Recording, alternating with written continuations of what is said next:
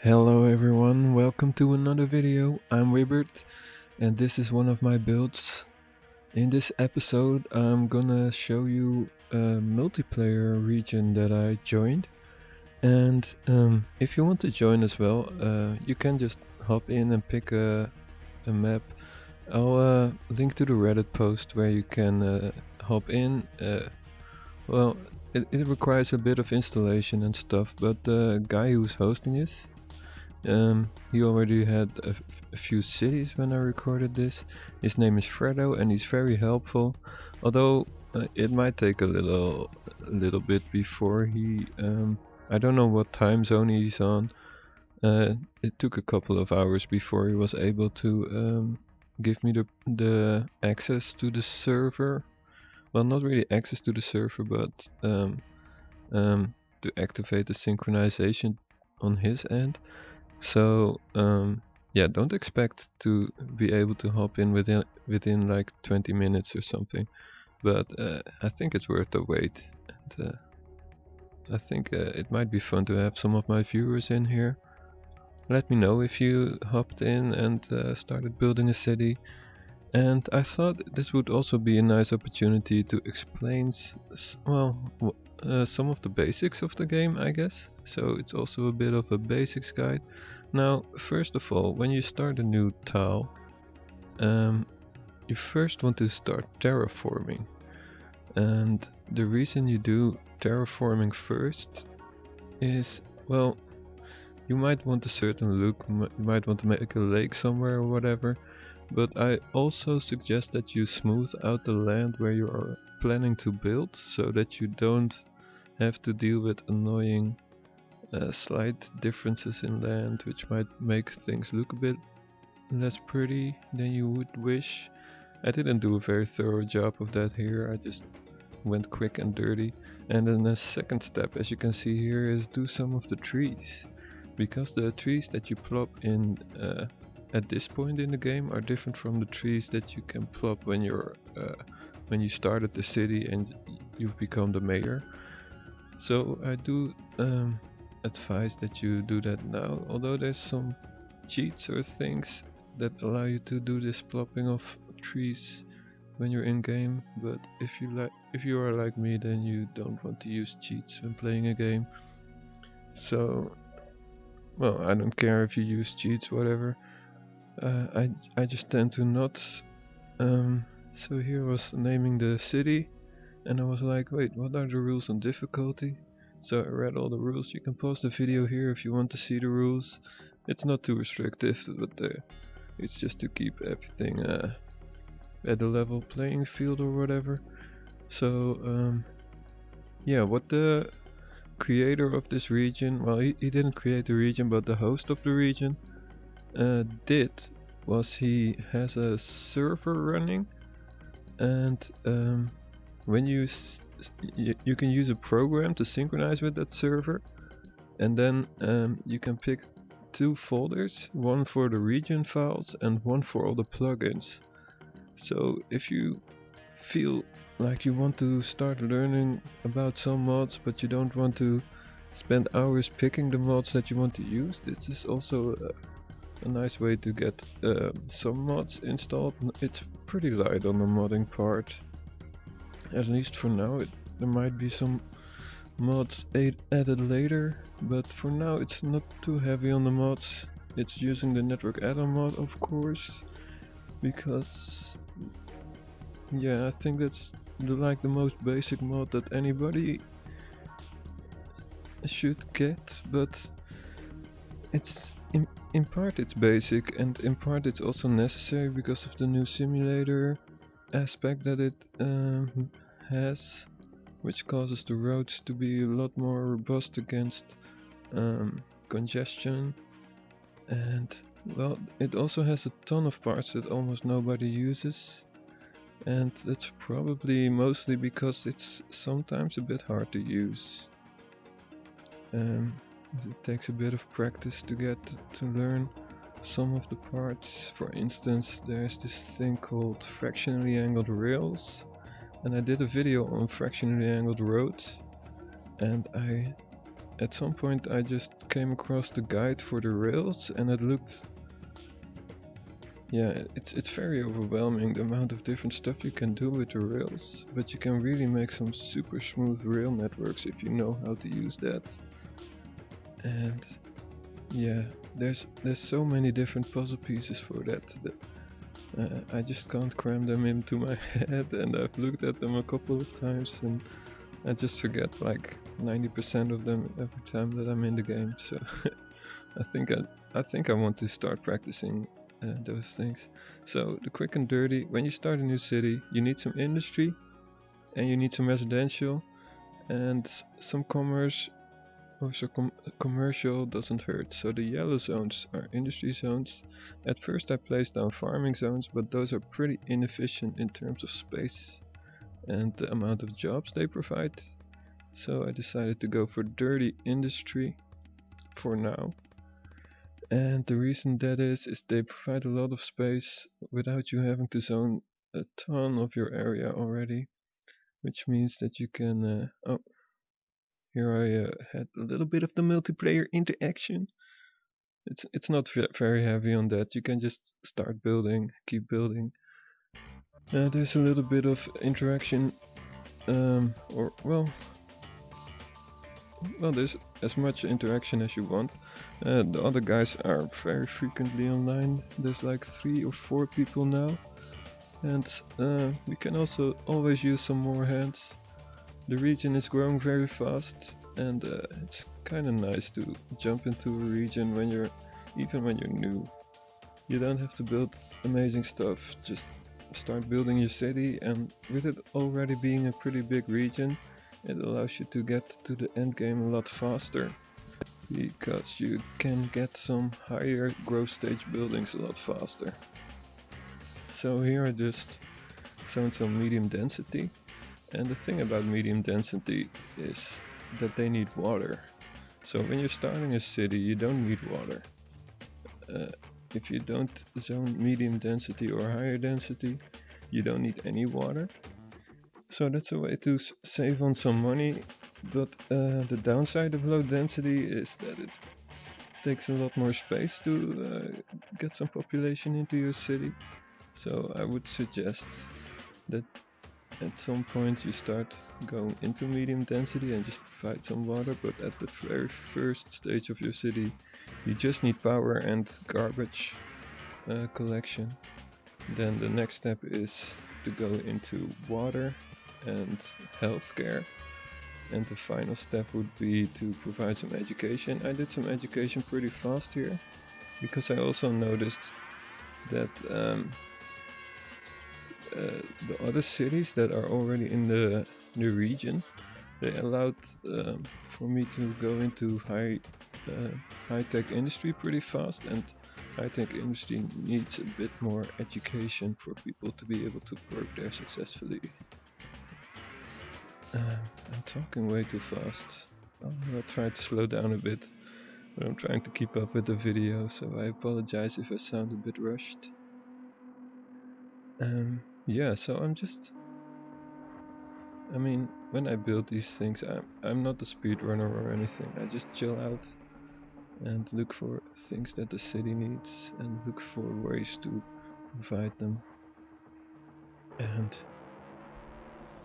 yeah, so I built this little area. I was pretty happy with it. I saw that they needed some more jobs, and now I see that they need more water. So about the water, you can't really reduce their funding on a per building way like you can do with power.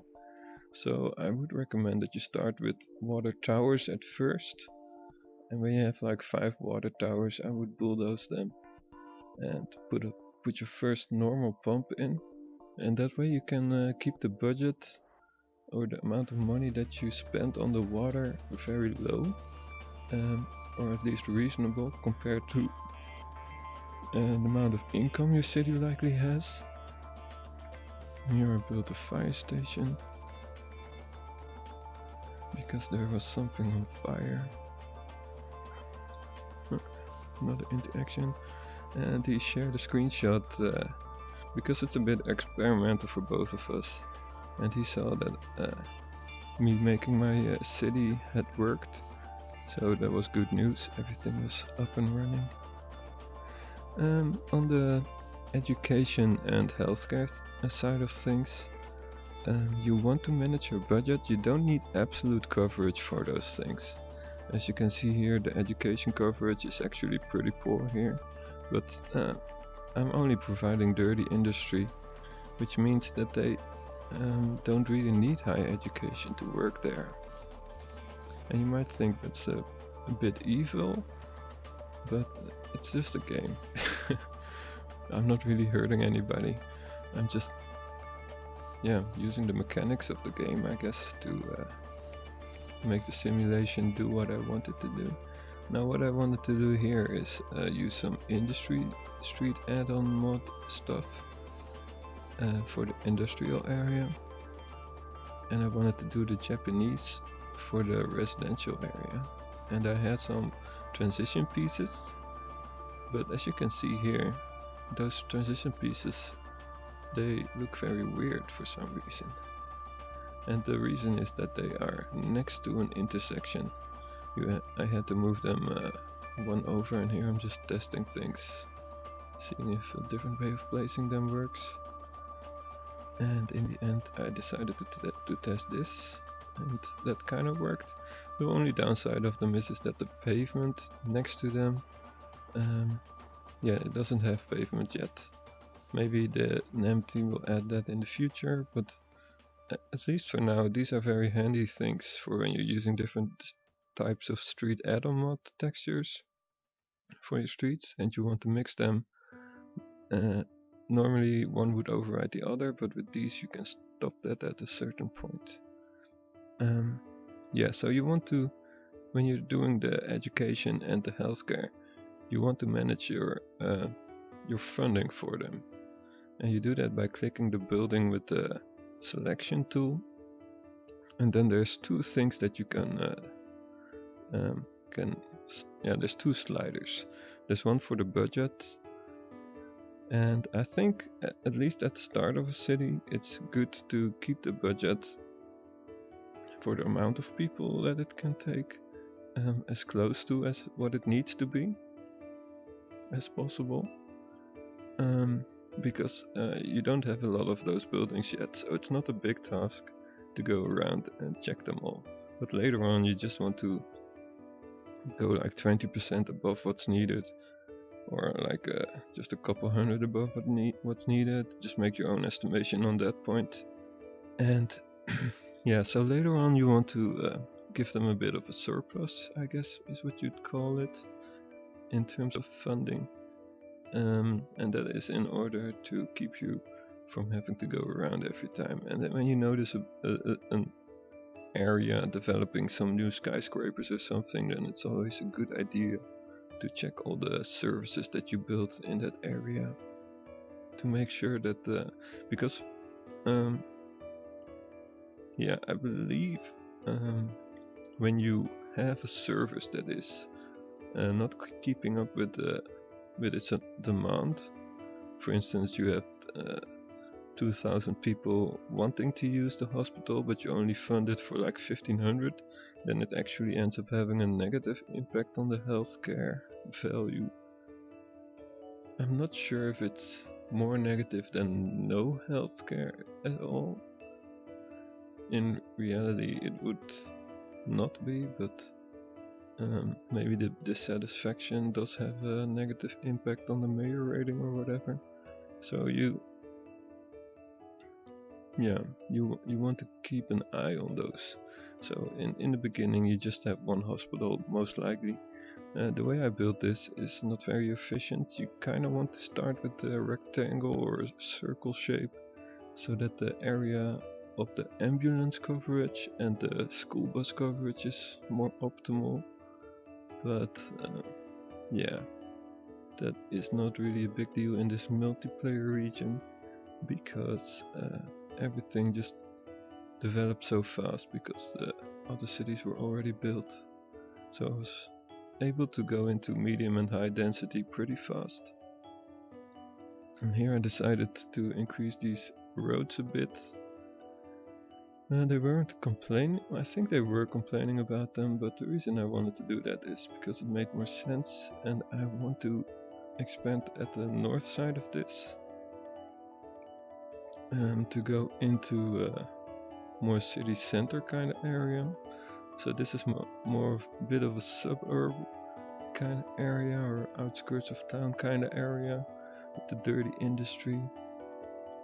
And I'm planning to go a bit more to the middle of the map, and to make sure. Yeah, here I checked what the police or the crime stuff was like, and it was pretty bad. So at some point you might need to put some police stations down, but only do that when you have all the extra money that you need to fund it.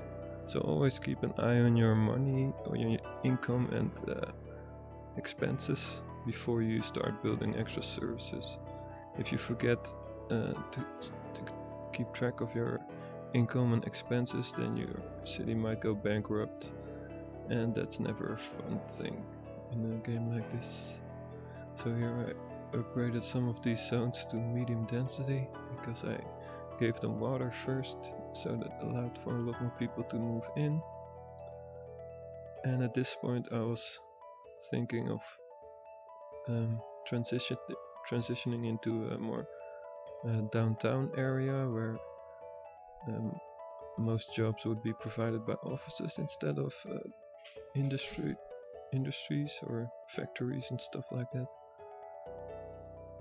And yeah, when I'm building a bridge like this, I'm just looking for something that looks a bit natural, or well, looks like it would fit in the landscape. And here I'm just using the height slider to make it look a bit symmetrical, and I misclicked.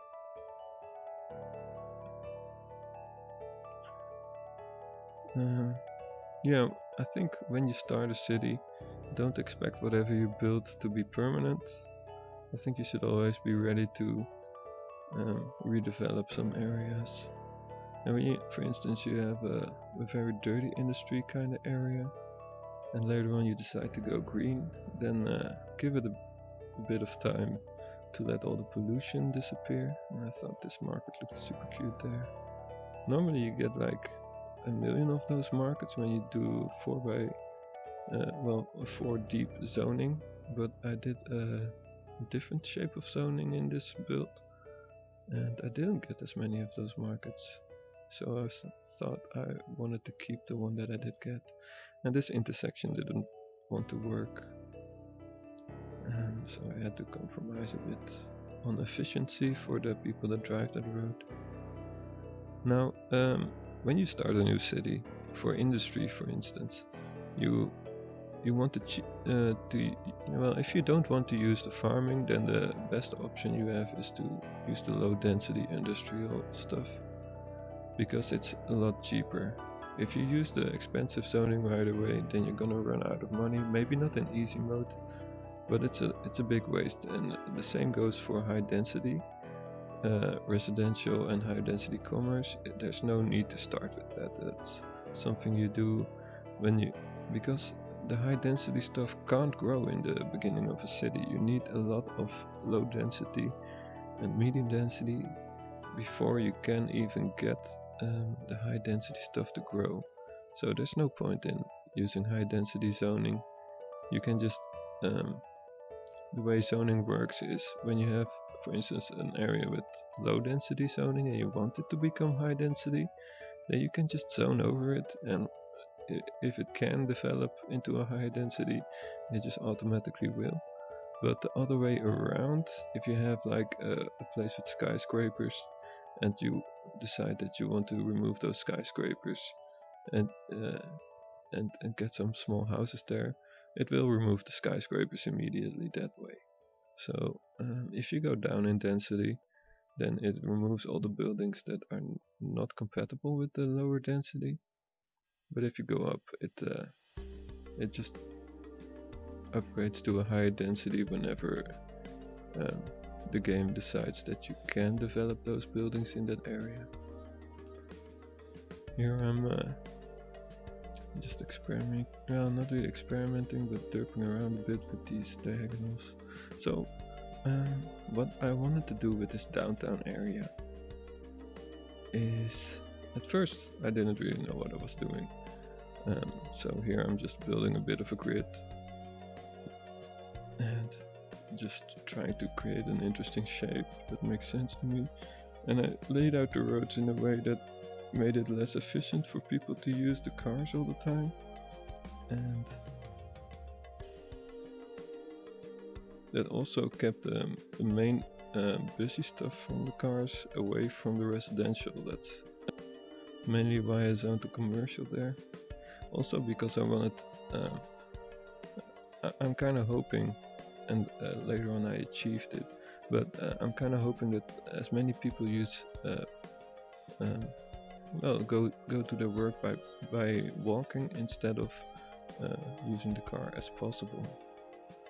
And well, there's of course the third alternative way of getting to work, which would be to use public transit, but I wanted to see if I could get people to walk as much as possible, and that's in part that's a bit related to the other series that I'm doing, where I'm trying to do the same, but then to simulate people using bikes. There's no bikes in the game. There's some bikes. I tried to replace some of the pedestrian animated models with bike models, but they looked super weird. So there's no real bike systems in this game. The only thing that comes close is to use pedestrians as a simulation of it. So what I did in my other build was use pad molds with a custom texture that made them look like bike paths, and I'm trying to use that there to make it look like people are biking. And here I'm just using normal pad molds because this is a very slightly modded but very light on mods kind of region. I couldn't use my own custom pad molds or whatever, and I didn't really have to.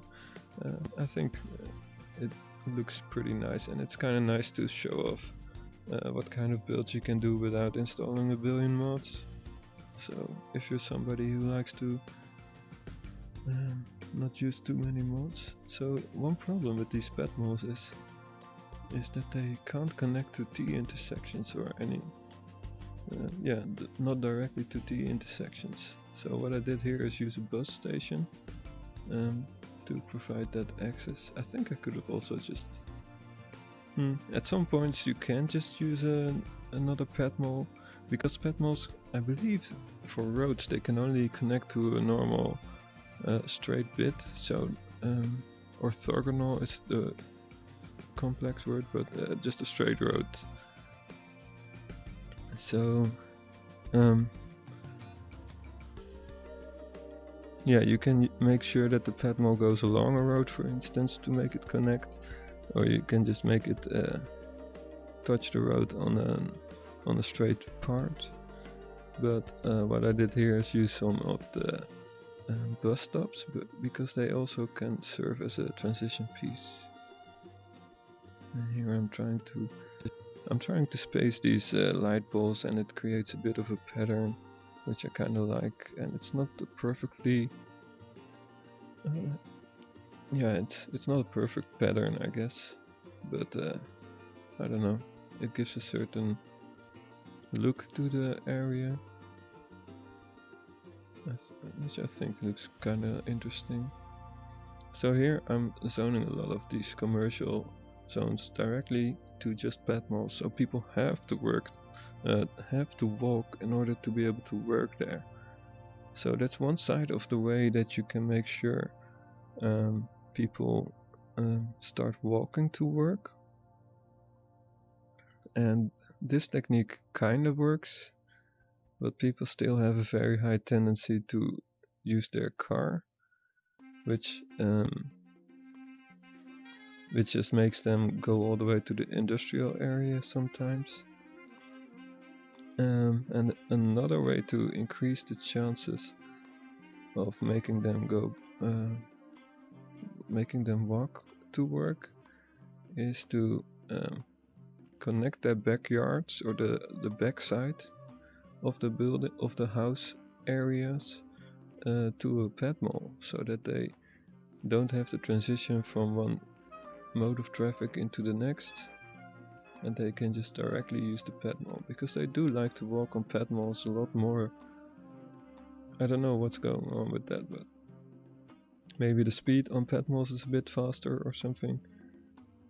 So here I'm trying to test that theory, because I wasn't completely sure. I think I read a Reddit post at some point of somebody creating a completely car-free city, and I didn't want to copy that idea, in part because I like to think that I can come up with my own ideas, but also in part because it has already been done, and I just thought it's not realistic to have 0 cars, but it's realistic to limit the amount of cars in the city, because at least for me that seems realistic, because it's a good way to keep an area where you live well, like safe for kids. And yeah, I don't know, having a ton of cars right in front of your building is probably very annoying. I don't know,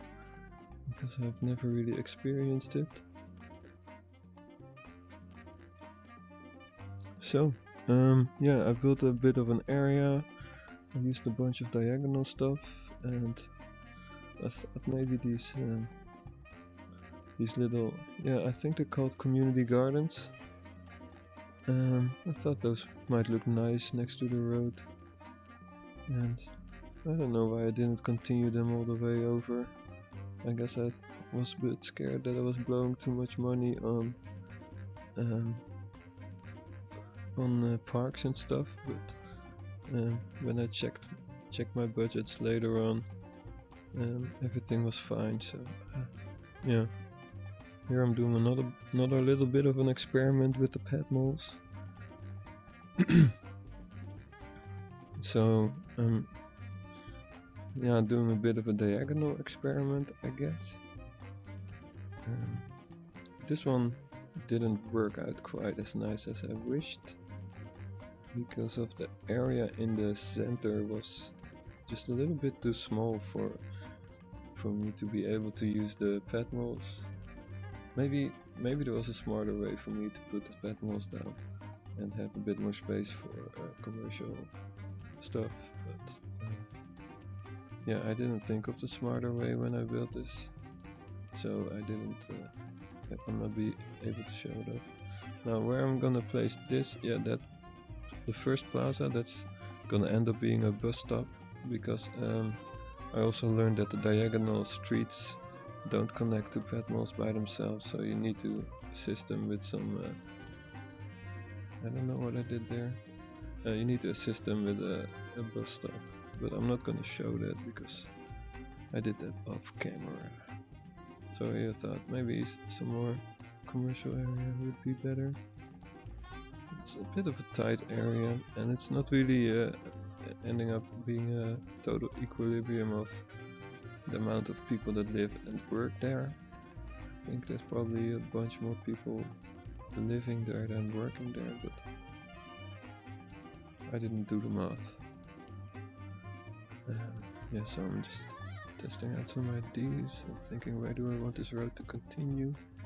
As you can see, there's a whole bunch of people working or walking around the city already.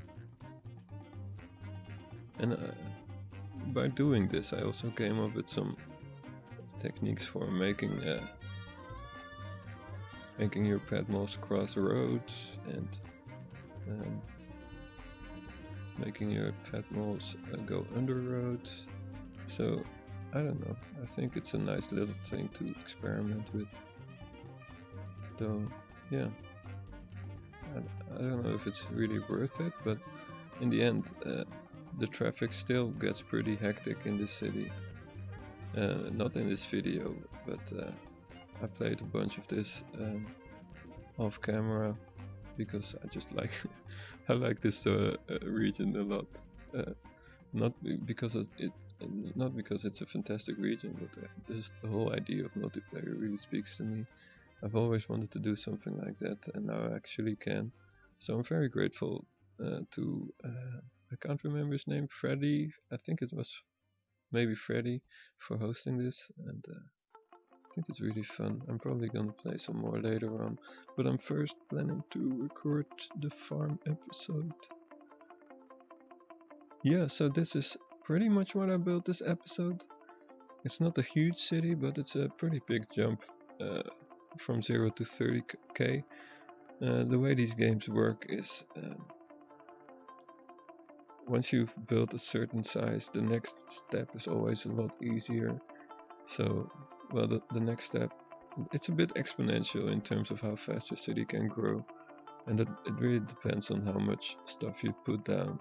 And, as you can see, I've already made a profit. I started with 500k, and I'm sitting at over, yeah, close to 600k. Later on, yeah, not in this episode. Well, I'm just gonna show some of the shots of what I built. I'm relatively proud of it, and I think it's a pretty nice looking city for something that's not using a ton of mods. I guess the industry, it really depends on what you think looks nice, but I've always found industry to look very interesting in a game like this, especially the dirtier industry, because they just show all the pipes and stuff, and I've always liked that look. And this is the little area with the little marketplace. Looks pretty cool. And this is the diagonal area, the diagonal experiment. I think these houses develop a lot more later, but yeah, I'm not gonna show everything. I'm gonna do these multiplayer episodes a lot different from my normal episodes, because I'm just gonna be playing a whole bunch between episodes, and you just let me know if you want to see more of this. And yeah, if I get enough reactions, then I'll just make another episode. Thank you all for watching, and I hope to see you again. Goodbye.